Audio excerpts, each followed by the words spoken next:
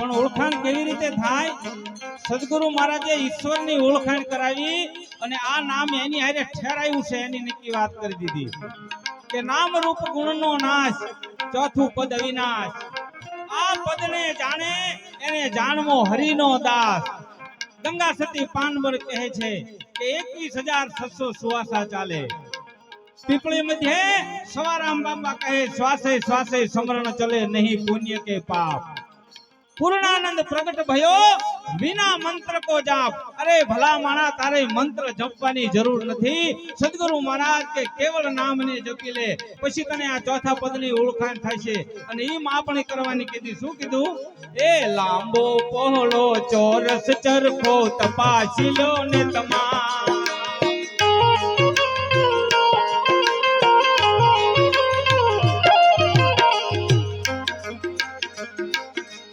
લાંબો પહોળો ચોરસ ચરખો તપાસી લ્યો ને તમામ.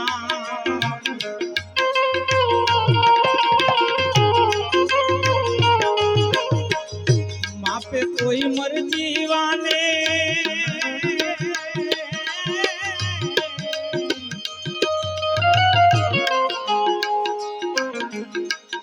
માપે કોઈ મરજી વાને અમારા પ્રણામ.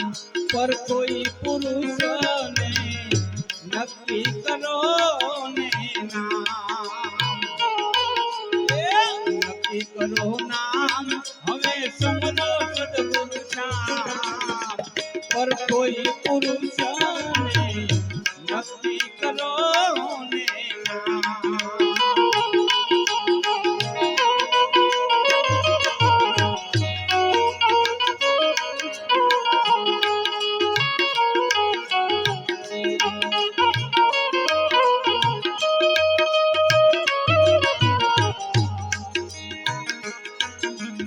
આપે બનાવી દરગાહે માયા પલીએ વિસરા.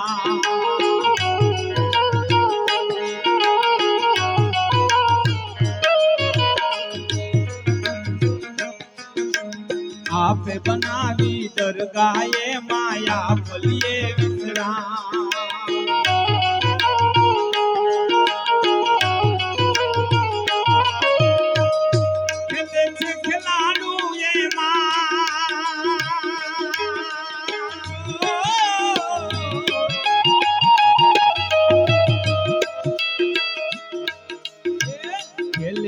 ખેલાડુ બતાવે અમરું નામ.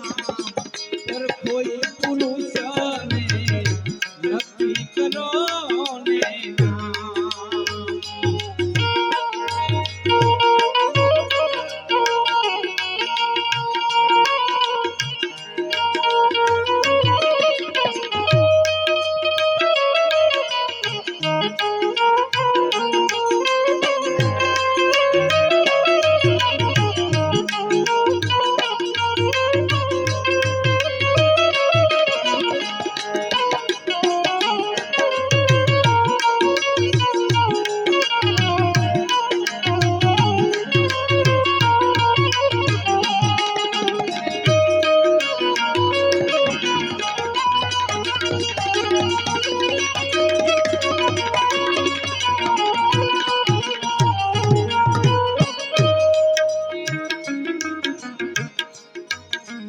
સદગુરુ મારા ચરણે લેજો આનંદ ને આરામ.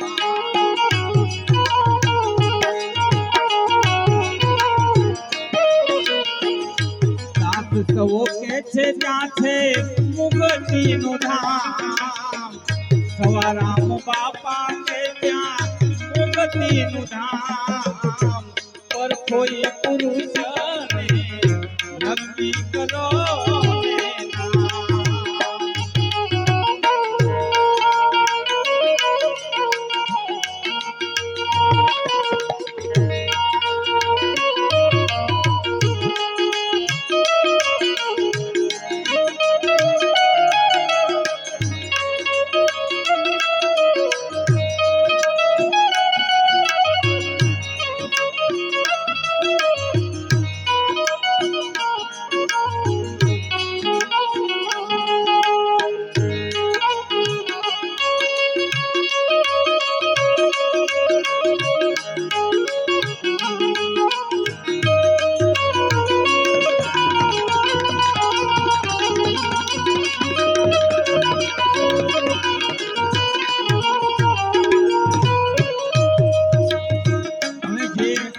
સદગુરુ મહારાજે ઓળખાણ કરાવી છે, જાજો સમય ન લેતા, પણ જેટલું બ્રહ્માંડની માલિકો છે એટલી સદગુરુ મહારાજે પિંડમાં ઓળખાવી દીધું કે પિંડે સો બ્રહ્માંડા, બ્રહ્માંડા સો પિંડે. હે સેવક, તારે બહાર ક્યાંય જરૂર નથી જવાની, અને આ દેહની માલિકોને ઓળખી લે. જીવન સાહેબ કે હે જીવન, ભીમ સાહેબ ની વાત કરી કે જીવન ગુરુ કાયામાં ગોતી લેજો. આ સદગુરુ મહારાજે આ કાયામાં ઓળખાણ કરાવીને શું કીધું? હે તારી કાયા મારે કોણ બોલે છે, તારી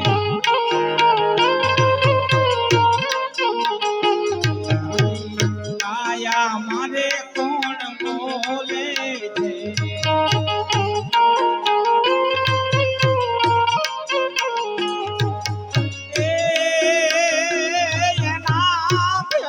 ગુરુજી મારા બોલે છે,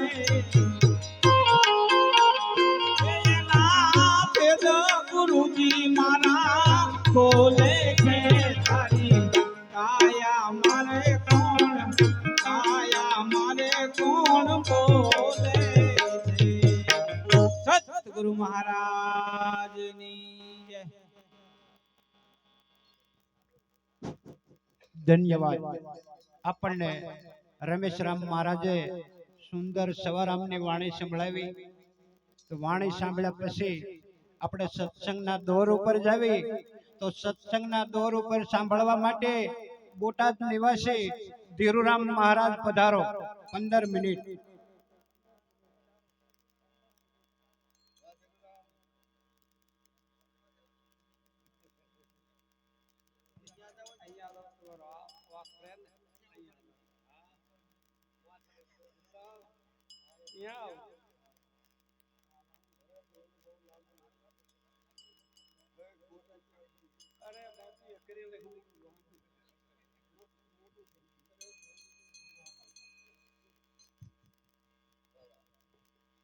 સદગુરુ મહારાજનો જય.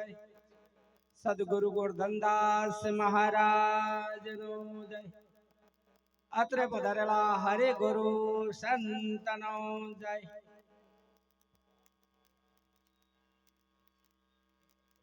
આજનો પવિત્ર પાવન પ્રસંગ દેવારામ મહારાજે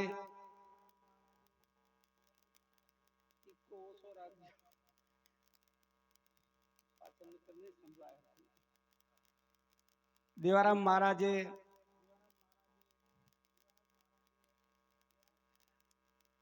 અને એમના પરિવારજનોએ અને ભક્ત મંડળોએ જે આમાં સાથ સહકાર જે કાંઈ તનથી મનથી ધનથી જે આપ્યો છે એવા મહાપુરુષોને કોટી કોટી વંદન છે. અને મને તો અચરજ એ દેખાય છે કે સદગુરુ ગોરધન મહારાજે સદગુરુ પોસારામ મહારાજને જે આ વસ્તુ સમજાવી, જે ગુરુ પ્રત્યેનો જે નિષ્ઠા બંધાવી, અને એ નિષ્ઠા જે દેવારામ મહારાજમાં આવી છે, ધન છે એના તપને તાળીએથી વધાવો. દેવારામ મહારાજના તપને તાળીએથી વધાવો. કારણ કે આમાં જે સમજેલા છે, જેને ગુરુ મહારાજની શાન મળી છે, એને તો આનંદ અનેરો છે. અને જેને નથી મળી તોય આ જે મહાપુરુષો જે આરતીમાં જે આનંદ માણી રહ્યા હતા એ કંઈક અનેરો આનંદ છે. એટલે ધન છે દેવારામ મહારાજે. અને આ પરિવાર જે છે, આ જો કે જ્ઞાતિ જાતિ હરિના દેશમાં ના હોય, પણ જે જ્ઞાતિની અંદર જે વસ્તુ દ્રઢતા પકડાઈ ગઈ ને દ્રઢતા તોડાવવા માટે જે જે કર્યું છે, કારણ કે હકીકતમાં અંધશ્રદ્ધાની અંદર આ પરિવાર વધારે હોય છે. અને આ પરિવારને અંધશ્રદ્ધામાંથી જો તોડાવવાનું મહેનત કર્યું હોય તો દેવારામ મહારાજનું છે, સદગુરુ મહારાજનો છે. હવે મુખ્ય વાત ઉપર હું જતો રહું છું, કારણ કે મારે સત્સંગનો મહિમા વધારે છે. કૃષ્ણ પરમાત્માની વાત કરીએ. કૃષ્ણ પરમાત્મા કહે છે, હે અર્જુન, મારું સ્વરૂપ આકાશ જેવું છે. મારું સ્વરૂપ આકાશ જેવું છે. આકાશમાં અનેક વાદળાઓ થાય, આકાશ એમનું એમ છે. આકાશમાં અનેક વરસાદ થાય, આકાશ એમનું એમ છે. આકાશમાં ગમે એટલી અગ્નિ તમે પ્રગટાવો તો આકાશ એમનું એમ છે. એવું મારું સ્વરૂપ છે. એટલે મહાપુરુષની વાત વિચારજો. એનું સ્વરૂપ એવું છે, એ જ તમારું અમારું સ્વરૂપ છે. કારણ કે આ વસ્તુ ક્યારે સમજાય કે જ્યારે સદગુરુ મહારાજનો બોધ જેમ છે તેમ આપણને નક્કી થાય, તો આ નક્કી થઈ જાય એવું છે. કારણ આકાશ ક્યાંયથી આવ્યું નથી ને આકાશ ક્યાંય જાતું નથી, એમ આત્મા પરમાત્મા ક્યાંયથી આવ્યો નથી, આત્મા પરમાત્મા ક્યાંય જતો નથી. આત્મા શું પરમાત્મા છે. વાસ્તવમાં સીમાના ઓલેથી આત્મા કહેવાય છે, દેહની સીમાના ઓલેથી આત્મા કહેવાય છે, અને વિરાટની અંદર પરમાત્મા કહેવાય છે. એટલે ખરેખર આ યોગ ભજન સત્સંગ નો યોગ ખરેખર છે. પણ ભજન બોલવું એ કરતા મહાપુરુષ કે છે ભજન સાંભળવું એ સારું ઉત્તમ છે. ભજન સાંભળી અને ભજન જીવનમાં ઉતારવું એ અતિ ઉત્તમ છે. સદગુરુના શબ્દ જેમ છે તેમ જીવનમાં નહીં ઉતરે ત્યાં સુધી દ્રઢતા નહીં પકડાય, ત્યાં સુધી અદ્વૈત જ્ઞાન નહીં થાય. અદ્વૈત જ્ઞાન કરવા માટે આવા મેલાવડા સત્સંગ ભજન હોય છે. હરિને ગોતવા આખું જગત મથે છે. કોઈ જપ કરે તો કોઈ તપ કરે, કોઈ હવન કરે, હોમ કરે, વ્રત કરે, આ હરિને ગોતવા માટે જ કરે છે. ભગવાન કૃષ્ણ અર્જુનને કહે છે, અર્જુન હું જપથી તપથી હોમથી હવનથી વ્રતથી કોઈ રીતે મળવા સમર્થ નથી. શું કહે છે? અને તમે શું કરી રહ્યા છો તમારે વિચારવાનું. હો ને કોઈનું કહેવાનું નથી. આપણે ક્યાં આપણી દ્રષ્ટિ છે, આપણે શું કરી રહ્યા છીએ. ભગવાન કૃષ્ણ એમ કે છે, હે અર્જુન હું જપથી તપથી હોમથી હવનથી કોઈ રીતે મળવા સમર્થ નથી. એક સંત મળે એટલે હું મળી જાઉં છું. હું કે છે, સંત મળે એટલે મળી જાઉં છું. જેને સંત મળી ગયા એને હરિ મળી ગયો, અને જેને સંત નથી મળ્યા એને હરિ છેટો છે. નક્કી વાત છે. એવી જ રીતે રામાયણમાં તુલસીદાસ મહાત્મા પણ કહે છે, કહુ ભક્તિ કવન પ્રયાસા યોગ ન મખ જપ તપ ઉપવાસા સરળ સ્વભાવ ન મન કુટી લાઈ જથા લાભ સંતોષ સદાઈ. ભક્તિ કરવા માટે કોઈ પ્રયાસ કરવાની જરૂર નથી, મહાપુરુષ ના પાડે છે. કહુ ભક્તિ કવન પ્રયાસા, કોઈ પ્રયાસ કરવાની જરૂર નથી. કહુ ભક્તિ કવન પ્રયાસા યોગ, કોઈ યોગ સાધના કરવી. યોગ નમખ, મખ કહેતા દાન. કદાચ તમે રોજ કરોડોનું દાન દો ને તોય તમને હરિની ઝાંખી નહીં થાય. પુણ્ય થશે પણ હરિની ઝાંખી નહીં થાય. હરિની ઝાંખી કરાવી હોય ને જો તો સાચા સંતનું સાનિધ્ય સિવાય હરિનું દર્શન થતું નથી. તો હરિનું દર્શન એ મહાપુરુષ ના પાડે છે. યોગ ન મખ જપ, કોઈ જાપ જપવાથી પણ મળવાનો નથી. કોઈ તપ, કોઈ તપસ્યા કરો. ઘણા મહાપુરુષો તપશ્ચર્યા કરે છે. કોઈ ઊંધા માથે તપશ્ચર્યા કરે, કોઈ એક પગે તપશ્ચર્યા કરે, કોઈ બોલવાની ટેક લઈને તપશ્ચર્યા કરે છે. પણ આ તપથી ભગવાન મળવા નથી માંગતા, ના પાડે છે. ભગવાન એમ કે છે હું મળીશ નહીં. ન યોગ ન મખ જપ તપ ઉપવાસા સરળ સ્વભાવ ન મન કુટી લાઈ જથા લાભ સંતોષ સદાઈ. સરળ સ્વભાવ બનાવજો કે છે. મનુષ્ય એક પ્રાણી ખરેખર હોશિયારમાં હોશિયાર પ્રાણી છે. બીજા પ્રાણી એની આગળ એટલી જ્ઞાન નથી. અમુક ઇન્દ્રિયો ઘટે છે અને આપણામાં બધી ઇન્દ્રિયોનું જ્ઞાન છે, પણ આપણે તે ભગવાનને છેતરવા નીકળ્યા છીએ. કારણ કે એ છેતરા એવો છે નહીં. એક દીવો કરીને છેતરવા માટે નીકળ્યા છીએ. એક દીવો કરીને કરોડોનું કામ કરવામાં આપણે મથી રહ્યા છો, પણ એ છેતરાય નહીં. તમારા પુરુષાર્થમાં, તમારા ભાગ્યમાં હશે તો જ તમને મળશે. તમારા ભાગ્યમાં જો કરોડો રૂપિયાની સંપત્તિ માંડી હશે તો દીવો નહીં કરો ને તોય મળશે. પણ તમારું સરળ સ્વભાવ હોવો જોઈએ. તમારા ભીતરમાં કોઈ પણ પ્રપંચ ન હોવો જોઈએ. પ્રપંચ હોય ત્યાંથી હરિ છેટો છે, અને પ્રપંચ જ્યાં ન હોય એમાં હરિ રહે છે. આ મહાપુરુષોનો ઈશારો છે.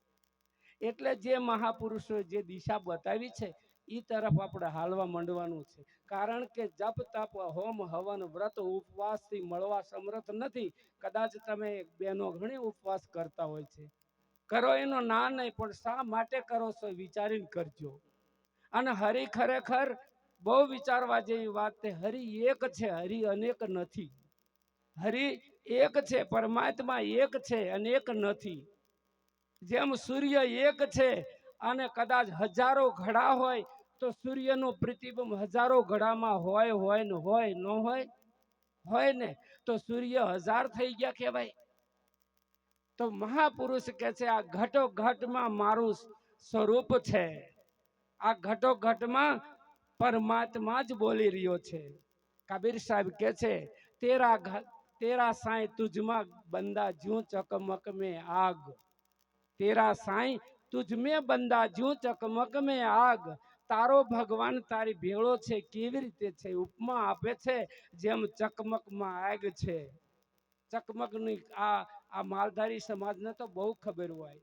એક પથ્થર લે, એક કળી બનાવે અને એક ગજવેલ પથ્થર લોઢું લે. ગજવેલ લોઢું લઈ અને પથ્થર હારે તણખો મારે એટલે એમાંથી આગ પ્રગટ થાય. એવી રીતે સાહેબ છુપાયેલો છે. સાહેબ તમારી ભેગો છુપાયેલો છે, પણ તમે ગોતવા માંડ્યા છો હરિદ્વારમાં. તમે ગોતવા માંડ્યા છો હરિદ્વારમાં. સ્વારામ સાહેબ પણ ના પાડે છે. કોઈ સુરતા સુગડ સમેટે તો ઘટમાં સાહેબ ભેટે, કોઈ સુરતા સુગડ સમેટો પાછી વાળવાની કે છે. બહિર્મુખ થઈ છે ને એને પાછી વાળવાની છે. કોઈ સુરતા સુગડ સમેટો તો ઘટમાં સાહેબ ભેટે, પડ્યું છે તેના ગોતે ને ગોતે છેટે છેટે. બાર વાસના બહુ ફેલાવે નજર ન રાખે રેઠે, કોઈ સુરતા સુગડ સમેટે તો ઘટમાં સાહેબ ભેટે. ક્યાં સાહેબ છે ને ક્યાં ગોતે છે જગત. એટલે મહાપુરુષો કે છે ઈ તકલીફ કઈ પડી છે. બહેનોને ખબર હોય, માલધારી સમાજના બહેનોને, ગાયના આંચળની અંદર દૂધ હોય ને કે ના હોય, પણ ગાય ઈ દૂધથી વંચિત છે ને છે. ઈ સ્વાદ ગાયને મળતો હોય તો કહેજો હો, તમારો વિષય છે. ઈ ગાયને ઈ સ્વાદ મળતો નથી, પણ ઈ સ્વાદ છે ખરો, પણ સ્વાદ એને મળતો નથી. કોઈ એનું દોહન કરીને લે, દોહન કરીને એને કદાચ મય કરી નાખે અને પછી એનું ઘી બનાવીને તો એ ઘી છે ને છે ઈ એને પાઈ દે તો એને સ્વાદ મળે કે ના મળે? મળે. એવી જ રીતે આપણી ભેગા પરમાત્મા છે, પણ આપણને એ સ્વાદ મળતો નથી અને આપણે બીજે ગોતવા નીકળ્યા છીએ. મહાપુરુષો એમાં કે છે કે તમારો સાહેબ તમારી ભેગો છે તો એને જાણવું હોય તો ક્યાં જવું? એને જાણવા માટે મહાપુરુષ જેને દર્શન કર્યું છે એની આગળ જાઓ.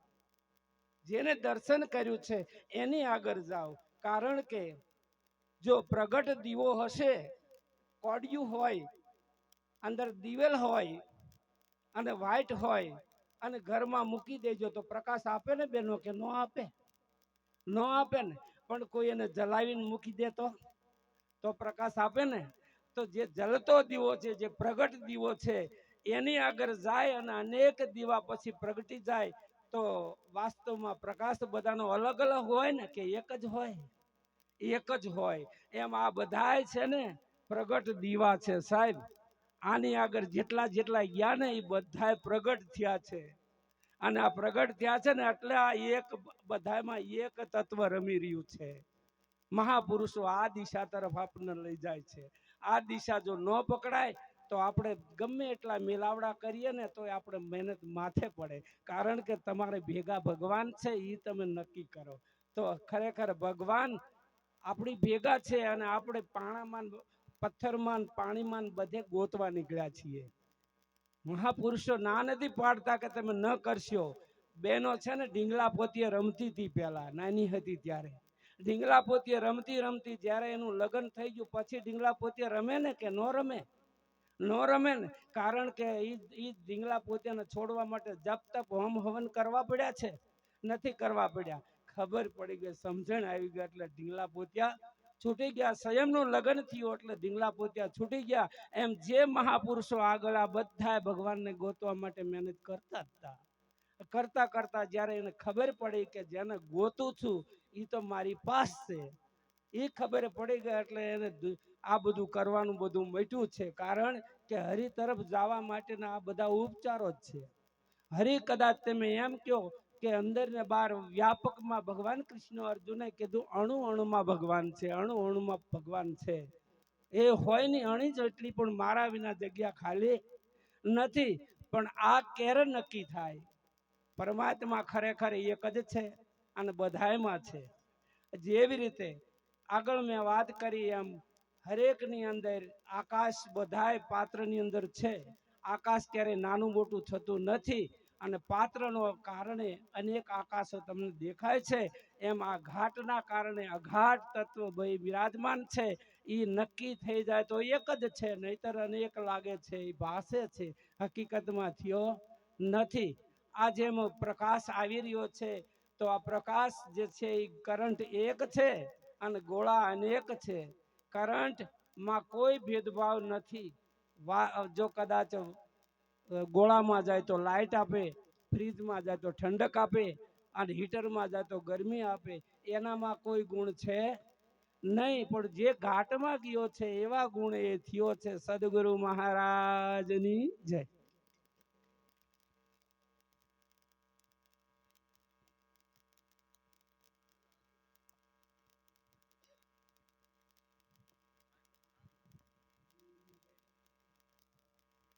ધીરુરામ મહારાજે આપણને સુંદર એવા સત્સંગના શબ્દો સમજાવ્યા. સવારામની વાણીમાં પણ કીધું કે સુરતા સુગડ સમેટે તો ઘટમાં સાહેબ ભેટે. સુઘડ અને ફુહડ બે નામની નારી આવે. ખરેખરી રૂડી રૂપાળી હોય, દેખાવડી હોય, સોળે શણગાર સૈયા હોય, પણ જો ફુહડ હોય ને તો એના સંસ્કાર કેવા હોય કે ઘરે નાના નાના દીકરા જેવા તેવા મેલા લુગડા પહેર્યા હોય, માથાના વાળ વિખરાળા હોય, માથા ઓળાવેલા ન હોય, ફળિયામાં વાસણીમાં વાસણ પીડ્યા હોય, બેદીના આઠા વાટકા રખડતા હોય, તો એને ફુહડ કહેવાય.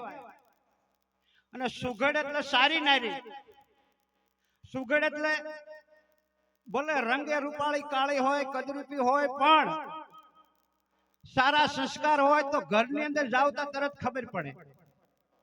એમ મારા અને તમારા દેહમાં એક સુરતા નારી છે. એ નારી જો ફુહડ હોય તો આ દેહને રખડાવે. હો મારા બાપલા, ચક તીરથમાં લઈ જાય, ચક પરકમમાં લઈ જાય, ચક હરદ્વાર લઈ જાય, અરે ઠેઠ કુંભના મેળા હોય જાય. કોણ લઈ જાય છે? એ નારી સુરતા. કેવી છે? ફુહડ. એ ફુહડ આ દેહને રખડાવે પણ સંતનો સંગ થઈ જાય ને જો સુઘડ બને. એટલે સવારામ મહારાજે કીધું કે સુરતા સુઘડ સમેટે તો ઘટમાં સાહેબ ભેટે. હમણાં હું જે આવેલો ભેટ પૂજાની વિવેક બોલ્યો તો એમાં થોડાક નામ પાછા જાહેર કરું છું, પછી આપણે સત્સંગનો દોર આગળ ચલાવશું. એક 500 રૂપિયા આવે છે ભક્ત મંડળ રામ ભરોસે.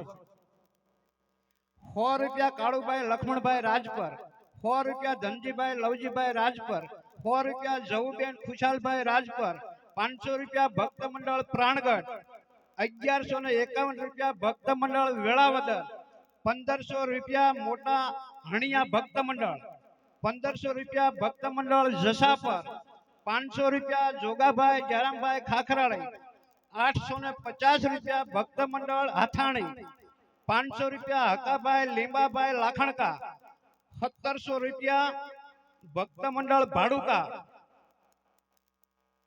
100 રૂપિયા મનસુખભાઈ ઓધવજીભાઈ ધર્મગઢ, 500 રૂપિયા લીંબાભાઈ ભૂરાભાઈ ઉમરડા, 1400 રૂપિયા ગોવિંદરામ ઓઢવ સંત મંડળ અમદાવાદ, 1400 રૂપિયા